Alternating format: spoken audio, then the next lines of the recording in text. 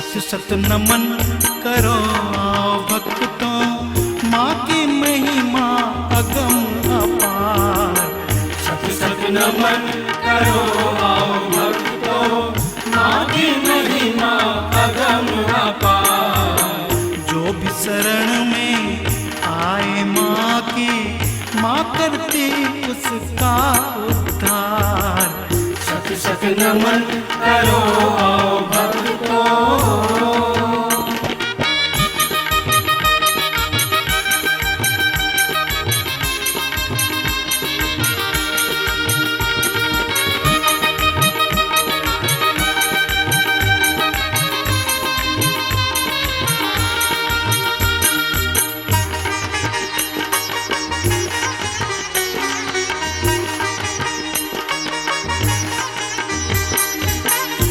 जब विपत्ति पड़ी धरती पर, सबने माँ को पूजा, सबने माँ को पूजा।